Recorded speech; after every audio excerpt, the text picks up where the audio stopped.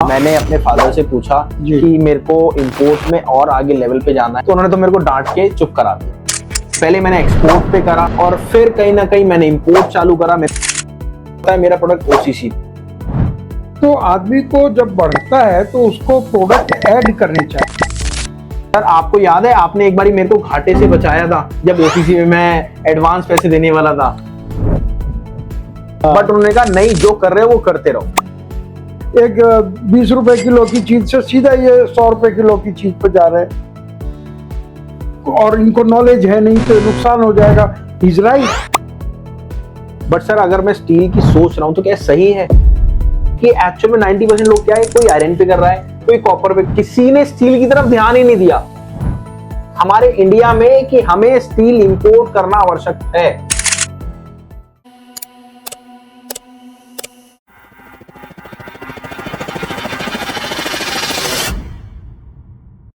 Sir बहुत बहुत नमस्कार आपका। दोस्तों आपका भी बहुत बहुत नमस्कार। हमारे बीच सर आ चुके हैं। दोस्तों बहुत बहुत नमस्कार आपका। आज के सेशन में ये वाला जो आज होने वाला पूरा स्टील पे होने वाला है। तो स्टील, मेरे फादर से मेरी कई बातें चली, वो हम डिस्कस करने वाले हैं। पहले मैंने एक्सपोर्ट पे करा और फिर कहीं ना कहीं मैंने इंपोर्ट चालू करा। मेरे को इंपोर्ट आसान लगा और मेरा जो प्रोडक्ट था, आपको पता है मेरा प्रोडक्ट ओसीसी का, और उसमें क्या होता है, एक हम स्टक हो जाते हैं कि पर्टिकुलर एक ओसीसी है, और जब हमें ज्यादा ट्रांजैक्शन करने, जब हमारी एक पहचान बन गई और दूसरी बात इतने सारे लोग हमें जानते हैं, सोशल मीडिया पे पहचान बन गई, तो कहीं ना कहीं हमें एडवांस मिलने लग गया। अब हमें क्या, हम अगर ओसीसी पे लगे रहेंगे तो काम नहीं हो पाता। हाँ, जब आदमी को अपना दायरा बढ़ाना चाहिए। बिल्कुल। जैसे टाटा है। हाँ जी। अब आप कहेंगे टाटा और हमारी क्या बराबरी। बिल्कुल। लेकिन टाटा ने कितने सारे प्रोडक्ट, एक 2 रुपए किलो के नमक से लेकर जगुआर गाड़ी तक वो बनाता है। तो आदमी को जब बढ़ता है तो उसको प्रोडक्ट ऐड करने चाहिए। इसका मतलब ये नहीं कोई सस्ता है या कोई महंगा है या कुछ है, प्रोडक्ट ऐड करना चाहिए। बट सर मैं आपको सीरियसली बताऊं, दिल की बात, हाँ। मैंने अपने फादर से पूछा कि मेरे को इंपोर्ट में और आगे लेवल पे जाना है, तो उन्होंने तो मेरे को डांट के चुप करा दिया। तुम उनसे पैसा मांग रहे होगे। सर वो तो खैर ऐसा नहीं है, पैसा वो देने के लिए भी तैयार है, बट उन्होंने कहा नहीं, जो कर रहे हो वो करते रहो, स्टेबल रहो। हाँ जी। बट देखिए आपके साथ है, बिल्कुल सही है। देखिए आपको बुरा लगेगा सर, आप भी फादर की देखिए क्या होता है, आपने उनको ये बताया नहीं कि आपकी स्टील में क्या नॉलेज है। हाँ। आपने सीधा स्टील कह दिया तो उन्हें लगा कि एक 20 रुपए किलो की चीज से सीधा ये 100 रुपए किलो की चीज पे जा रहे हैं और इनको नॉलेज है नहीं तो नुकसान हो जाएगा। Is right. आपको वो एक्सप्लेन करना चाहिए था कि स्टील की क्या बातें हैं जो आपको आती हैं। तो तब वो मना नहीं करते। इसलिए जो बातें आज आप जानने वाले हो वो उनसे डिस्कस करोगे तो वो आपको मना नहीं करेंगे। बट सर अगर मैं स्टील की सोच रहा हूँ तो क्या सही है? क्यों नहीं। देखिए आपको इंपोर्ट एक्सपोर्ट दोनों की जानकारी हो चुकी है। एक्सपोर्ट का आपको एक्सपीरियंस है, इंपोर्ट का आपको एक्सपीरियंस है, तो एक प्रोडक्ट ऐड करने में कुछ नहीं बिगड़ता है। और हम तो यहाँ स्टार्टअप इंडिया में हम लोग यही सिखाते हैं कि कैसे सीखकर काम को किया जाए। अच्छा, अगर बिना सीखे करेंगे तो मिट्टी का काम भी बेकार है। ओके। और सीख कर करेंगे तो आप डायमंड भी कर सकते हैं। मैंने किया डायमंड, मैंने मैक्सिमम लाइफ में डायमंड और गोल्ड ज्वेलरी किया, लेकिन सीख कर किया तो बहुत अच्छा रहा, बहुत अच्छा फायदा हुआ। और सर अगर बात करें कि स्टील कितने टाइप की होती है अगर इंडिया में चलती है तो? देखिए वो तो चलिए, क्योंकि ये एक वीडियो है, जानकारी के लिए ही है, तो बहुत देखिए वैसे तो मैं लोकल में करता हूँ, मेरे को पता है। हाँ, बट क्या है, जब हम ये सीरीज स्टील की स्टार्ट करेंगे, 90% लोग, सर ये स्टील की जो वीडियो है ना, ये इतनी पॉपुलर होने वाली है क्योंकि एक्चुअल में 90% लोग क्या है, कोई आयरन पे कर रहा है, कोई कॉपर पे, किसी ने स्टील की तरफ ध्यान ही नहीं दिया।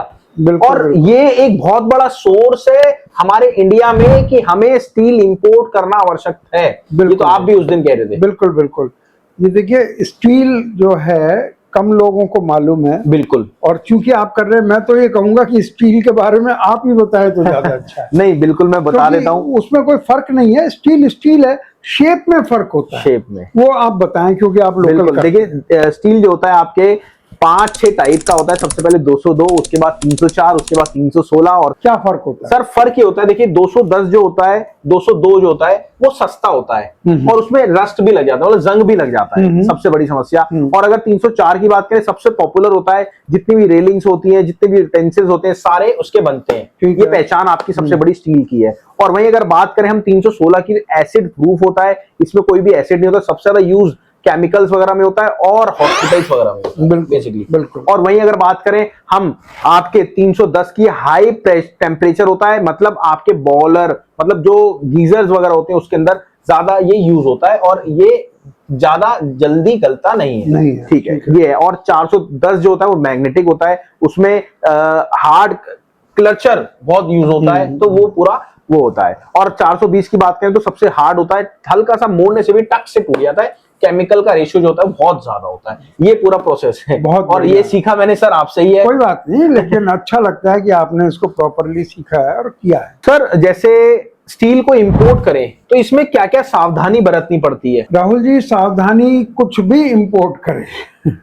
सावधानी एक ही है कि जो चीज आप इंपोर्ट करना चाह रहे हैं वही चीज वहां से आ रही है। हाँ वो तो सर बिल्कुल। स्टील में अगर उससे महंगा कॉपर भी आ जाएगा तो वो मिलावट कहलाएगी। मिलावट कहलाएगी। इसलिए वहां पर ये ध्यान रखना है कि जो चीज आप कर रहे हैं उसमें किसी ना नीची तरह की मिलावट हो ना ऊपर तरह की मिलावट हो।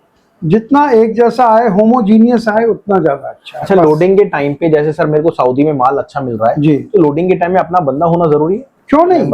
आप पैसा दे रहे हो, जरूरी है। आप पैसा दे रहे हो तो आपको इंश्योर करना है कि कोई गलती ना हो। वो माना कि वो ईमानदार आदमी है, अगर दूसरा गलती तो कर सकता है ना। बिल्कुल। तो आपको अपना एक आदमी रखना चाहिए वहां। तो सर क्यों ना हम ऑफिस ही खोल लें? वैसे तो आपका ऑफिस है, पर मैं चाहता हूं, देखो हमारा ऑफिस दूसरों की लोडिंग नहीं कराता, और मेरी तो करा देगा सर पर फिर भी कितनी कराएगा? रेगुलर लोडिंग तो अपने लिए चाहिए। देखिए, अगर ये काम बहुत अच्छा है, एक ऑफिस रखिए, 4-5 आदमी तो रहेंगे वहां पर। जिससे एक आदमी बीमार है तो दूसरा, और 4 जगह लोडिंग हो रही है तो 4 आदमी चाहिए वहां पर। ये कोई बच्चों का काम नहीं है। इंग्लिश में बोलते हैं it's not a peanut job. ये कोई मूंगफली का काम नहीं है। बिल्कुल। ये एक अच्छा बिजनेस है और इंडिया को स्टील चाहिए। बिल्कुल, हर चीज के लिए स्टील चाहिए। और दोस्तों मैं आपसे रिक्वेस्ट करता हूं, अगर आप एक्चुअल में मेरे साथ मिलके काम करना चाहते हैं सर की गाइडेंस से, तो कुछ भी नहीं करना। देखिए मेरा ऑलरेडी इंपोर्ट है ओसीसी का। आपको अगर स्टील को इंपोर्ट करना है, आप सर से प्रोसेस सीख लो, समझ लो, साथ में मिलके भी अपन करेंगे, कोई दिक्कत नहीं। पर शर्त ये, एक शिपमेंट आपको आनी चाहिए, क्योंकि ऐसा ना हो मैं आपको कई टेक्निकल चीजें बोलूं तो वो आप नहीं कर पाओ। तो कोई भी करना चाहता है, दिए गए नंबर पे कॉल कर लेना, मैम को बोलना मैम मेरे को स्टील का काम करना है। इजीली आप काम को कर पाओगे और सर की गाइडेंस से, सबसे बड़ी बात। और सर अब बात आती है कि आपने, जो भी मेंबर ने ये वाली हमारी वीडियो नहीं देखी, भाई साहब देख लेना, सबसे बड़ी गलती करोगे नहीं तो। स्टील का प्रोसेस क्या होता है, पूरा प्रोसेस, कि हाँ जी पहले क्या करना चाहिए, दूसरा क्या करना चाहिए, तीसरा क्या करना चाहिए।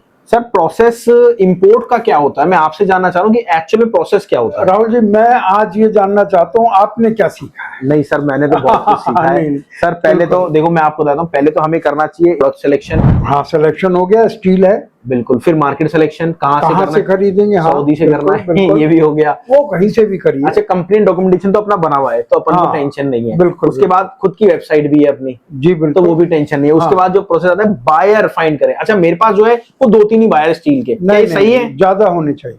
अच्छा, ज्यादा होने चाहिए। हाँ। ओके, उसके बाद आपने कोशिश नहीं की, यहाँ तो भरे पड़े हैं। हाँ, वो तो आपके लिंक से सर मिल जाएंगे। स्टील के बाहर आलस हाथ आता जोड़े खड़े होते हैं सर, आलस आता है। नहीं, आलस और बिजनेस से एक साथ नहीं चल सकता। नहीं चल सकता। जैसे अभी मोदी जी ने कहा, पानी और खून एक साथ नहीं बह सकते। सही, ऐसे ही आलस और बिजनेस एक साथ नहीं। बहुत बढ़िया, बहुत बढ़िया। उसके बाद सर कैसे सेलर फाइंड करें। फिर सबसे बड़ी बात होती है लोडिंग इंस्पेक्शन, कि लोडिंग में इंस्पेक्शन की बहुत रोल अपना ही होना चाहिए, अपना इंश्योर आदमी होना चाहिए। ऐसा भी ना हो उनसे रिश्वत खा के गलत। अच्छा सर, स्टील में ऐसा भी होता है क्या, कई बार सीएचए भी कस्टम ड्यूटी ज्यादा लगा देता है, ऐसा कुछ होता है? सीएचए, अगर आपने माल सही किया तो सीएचए की क्या मजाल है, कस्टम ऑफिसर की क्या मजाल है, उसको हम नंगा कर देंगे। ये इतना बिजनेस को आप इतना घबराइए नहीं, आप सही होने चाहिए। किसी की क्या मजाल है कि आपसे एक पैसा भी ले सके। चलिए कोई बात नहीं। अच्छा, मैं क्या ऑडियंस के साथ मिलके कर सकता हूँ, अगर आप इजाजत दे तो? बिल्कुल करना चाहिए। दोस्तों, अगर आप एक्चुअल में इंपोर्ट करना चाहते हो, आप मेरे से मिल सकते हो, कोई दिक्कत नहीं, मेरे से बात कर सकते हो। कुछ भी नहीं करना, नीचे दिए गए नंबर पे कॉल करना है और बात करनी है सर से या फिर मेरे से या फिर मैम से। सर आपको याद है आपने एक बारी मेरे को घाटे से बचाया था जब ओसीसी में मैं एडवांस पैसे देने वाला था। हाँ तो देखिए, वो ये भी- गलती नहीं करनी चाहिए। बैंक वाले को बताना चाहिए, भोले भाले जो इंपोर्टर है उनको बताना चाहिए कि क्या आपने इंश्योर किया। वो सिर्फ फॉर्म भरते हैं, बैंक पैसा भेज देता है।